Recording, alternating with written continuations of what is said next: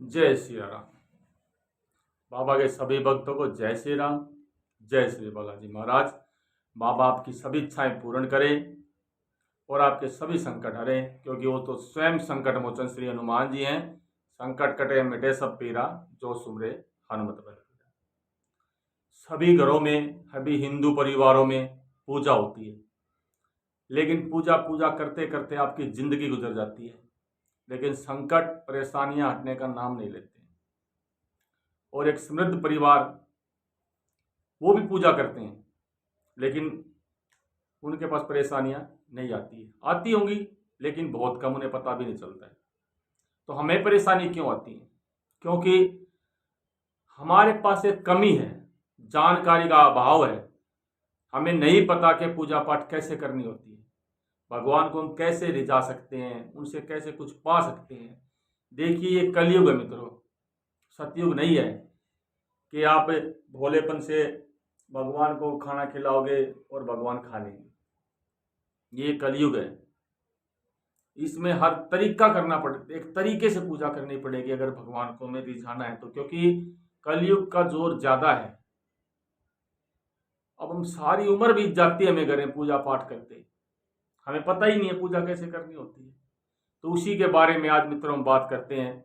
हमारे पास भी कमेंट आए हुए हैं, वैसे भी किसी ने पूछा है कि हम जो पूजा करते हैं वो सही कर रहे हैं नहीं कर रहे हैं, या किस तरीके से हमें करनी चाहिए।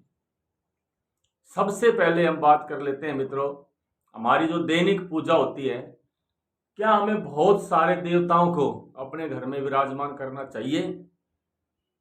तो मित्रों मैं कहूंगा नहीं। हो सके तो आप अपने घर में अपनी कुल देवी, अपने कुल देवता को विराजमान अवश्य करें।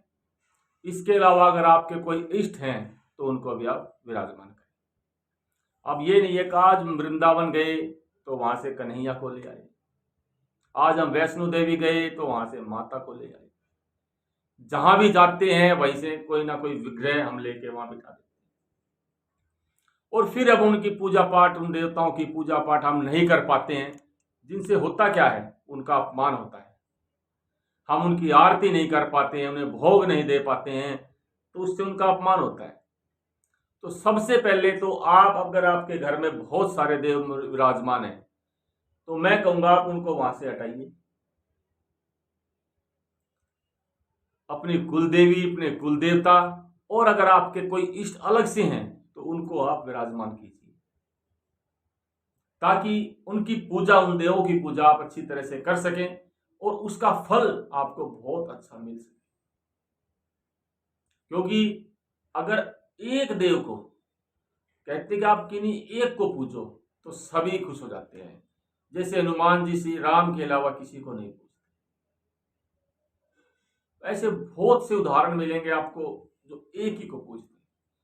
आप भी अपने इष्ट को, जो आपके इष्ट हैं, वो आपके कुल देवता भी हो सकते हैं या कोई अन्य भी हो सकता है। हाँ, उनके साथ आपको अपने कुल देव और कुल देवी को तो विराजमान करना पड़ेगा, क्योंकि जो हमारे कुल के देव हैं या देवी हैं उनके बगैर कुछ नहीं है। अब बात आती है भाई हम पूजा कैसे करें। पूजा हो सके तो आप सुबह सूर्य निकलने से पहले अपनी पूजा संपन्न करें। पूजा में यह भी नहीं कि आपको बहुत कुछ लंबा चौड़ा करना पड़ेगा। आप एक घरेलू हैं, दैनिक पूजा है, और कुछ नहीं तो आप एक गिलास जल अपने प्रत्येक देवता के लिए रखें। अभी देखो 3 आदमी आ रहे हो आपके घर और हम 1 लोटा जल दे दें तो सही है ये? अगर आपके घर 3 देव हैं, 2 देव हैं, तो सबके लिए आप एक एक गिलास जल उन्हें रखें। और कुछ भोग नहीं दे सकते तो आप जल का भोग उन्हें अवश्य दीजिए, क्योंकि भगवान आपके भाव के भूखे हैं, आपके खाने के भूखे नहीं है। अगर आप भाव से जल रखेंगे तो उन्हीं से खुश हो जाएंगे। 1 गिलास ही जल अपने देवों के लिए आप अवश्य रखें, ताकि वो खुश हो जाए। और अगर आप भोग लगा सकें तो जो आप खाते हैं उसी का भोग आप भगवान को लगा सकते हैं, कोई दिक्कत नहीं है। रोटी ले, रोटी पे मीठा धर के दे दे भगवान को, दही दे दे साथ में, जो आप सब्जी बना रहे हैं वो दे दे, भगवान आपका भाव देखेंगे। जैसे धन्ना जाट देखा था ना आपने, सूखी बासी रोटी भगवान विष्णु को दी उन्होंने और उन्हें ग्रहण भी की। तो इसी तरह से आप एक लोटा जल भी दे सकते हैं, या जो खाते हैं आप वो दे सकते हैं। उन्हें मिश्री का भोग दे सकते हैं, आप मिश्री ले आए और थोड़ी थोड़ी मिश्री अपने तीनों देव को आप ले उनके सामने रखें, उन्हें भोग दें। उसके बाद आपको भोग भी देना है और आरती आपको मित्रों अवश्य करनी है। अगर आपके घर में 2 देव हैं, 3 देव हैं, इसीलिए मैं कह रहा हूं कम से कम देव अपने घर में रखें, उन्हें विराजमान करें और उनकी आरती आप सुबह और शाम अवश्य करें। अगर आप भाई कहीं नौकरी वाले हैं तो ये मत सोचो भाई मैं तो नौकरी में तो 9 बजे आता हूँ। पूजा अगर आपको करनी है, आप मानते हैं, वैसे तो घरेलू में क्या होता है भाई, आप नौकरी वाले हैं, आपकी पत्नी घर में है तो वो भी कर सकती हैं, सुबह आप कर लो, शाम को वो कर लें, कोई दिक्कत नहीं है। लेकिन आरती आप अवश्य ही करें। इसके बाद आती है मित्रों जो भोग, ये सवाल भी रहता है भाई हमने भोग लगा दिया उसका क्या करें। वैसे तो जो भोग लगा दिया वो एक प्रसाद है। कुछ देर रखने के बाद आधा घंटा आप उस भोग को स्वयं पूरा परिवार ग्रहण कर सकता है, या आपके पास कोई गाय है तो गाय को दे सकते हैं, पशु पक्षियों को दे सकते हैं, चींटियों को दे सकते हैं, जैसा आपका मन चाहे। आप खुद भी ग्रहण करें, पक्षियों को भी दें, गाय को भी दें, क्योंकि वो भगवान का आपने भोग लगा दिया, आपने देखा कि भाई भोग लग गया, आपके मन में ये महसूस होना चाहिए कि भगवान ने वो प्रसाद हमारा ग्रहण कर लिया। अब ये नहीं कि वो रोटी टूट टूटा मिलेगा। भाई एक बात बताओ, तितली है, भंवरे हैं, मधुमक्खी हैं, फूलों से पराग ले जाती हैं, हमें दिखता है ले जाते हुए? नहीं दिखता, और फिर उसका शहद भी बनता है। तो ये सोच लिए भगवान ने वो ग्रहण कर लिया और फिर आप उसको ग्रहण करें। तो ये आप प्रसाद का करें।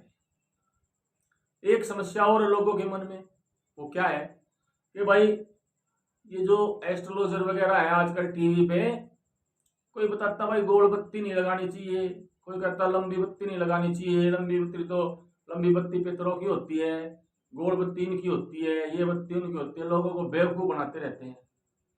भाई भगवान के लिए अगर आप दिए भी नहीं लगाओगे ना, एक धूप भी लगा दोगे अपनी श्रद्धा से, तो भगवान तो उसको भी ग्रहण करेंगे, उसको भी मानेंगे। तो इसमें बत्ती का क्या हो गया, लंबी और छोटी बत्ती का? कैसी भी बत्ती लगाओ भगवान उसको स्वीकार करते हैं। आप इन चक्रों में ना पड़े। मेन है आपके भाव, आप किस भाव से भगवान की पूजा कर रहे हैं। आरती आपको करनी चाहिए, उनको मान सम्मान है, उनकी इज्जत देता हम उनको मान देते हैं, मान सम्मान देते हैं आरती करके, उनका बखान करते हैं, इससे वो खुश होते हैं। मैंने बताया ना भाई कलयुग है, तरीका करना पड़ेगा। भोग लगाते हैं, भगवान को ले आए, हमने उनको भूखा बिठा दिया, खुद खा रहे हैं पकवान, भगवान को भोग लगाए। आप, मैं कह रहा हूं 1 महीना आप ये करके देखें, आपको चमत्कार नजर आ जाएगा। और एक समस्या और होती है बहुत बड़ी लोगों की, भाई किसी की कोई बीमारी है, कोई दिक्कत है, कोई परेशानी, किसी ने बता दिया भाई 10 रुपये वार के रख दे अपने घर, इसके 10 रुपये रख दे, ऐसे कर करके इतने पैसे इकट्ठे हो जाते हैं 10-10। अब हमें यही नहीं पता होता वो किसके पैसे हैं। लोगों की ये समस्या है, लोग भाई उनका करें क्या, अपने ऊपर भार रहता है उनका। सबसे अच्छी बात है वो जो रुपए हैं, आप कहीं कहीं कोढ़ियों का आश्रम है, कहीं ऐसा आश्रम है जहां पर जो रहने वाले कहीं काम नहीं कर सकते, सबसे अच्छा उन पैसों का वहां दान कर दें। वहां दान करेंगे, वो कुछ उससे उसका यूज करेंगे, आपको उसका फायदा, भगवान भी खुश हो, उन पैसों का उनको वहां दान करें, सबसे अच्छा है। इस तरह से आप दैनिक पूजा करें मित्रों, 1 महीना करके देखो। एक सबसे बड़ी बात, हम हर रोज स्नान करते हैं पूजा पाठ के लिए, लेकिन हम अपने भगवानों को 10 दिन 15 दिन महीने में एक बार स्नान कराते हैं या सफाई करते हैं। अगर आपके पास इस तरह की भगवान की मूर्तियां हैं तो इनका स्नान तो होगा नहीं रोज। अच्छा साफ स्वच्छ कपड़ा लें, साफ करें और गंगा जल का छिड़काव हर रोज करें मित्रों। हर रोज गंगा जल से छिड़काव करें या साफ जल लें और साफ जल से सभी मूर्तियों को अच्छी तरह से साफ करें। एक प्रकार से स्नान हो गया। अगर आपके पास मार्बल की, पत्थर की कोई ऐसी मूर्तियां हैं तो उनको आप स्नान भी करा सकते हैं। अगर आपके पास समय है, आपकी इच्छा, उनका हर रोज स्नान करें, उनके वस्त्र आदि बदल सकते हैं। अगर समय नहीं है तो वैसे साफ करें, सप्ताह में, 3 दिन में, 2 दिन में, या अच्छे से किसी त्योहार पर, एकादशी पर, द्वादशी पर आप उनके कपड़े भी, वस्त्र भी बदल सकते हैं। तो इस तरह से आप दैनिक पूजा करें। आप 1 महीने में चमत्कार देख लेंगे, मुझे बताने की आवश्यकता नहीं पड़ेगी, आप खुद कमेंट करके बताएंगे। इसी के साथ मेरे सभी मित्रों को जय सीताराम। बाबा आपकी कृपा बनी रहे, आपके सभी कार्य पूर्ण हो। किसी भाई को कोई जानकारी चाहिए तो आप हमारे व्हाट्सएप नंबर पर संपर्क कर सकते हैं और हम आपको उसकी पूर्ण जानकारी देंगे। जय जय सीताराम।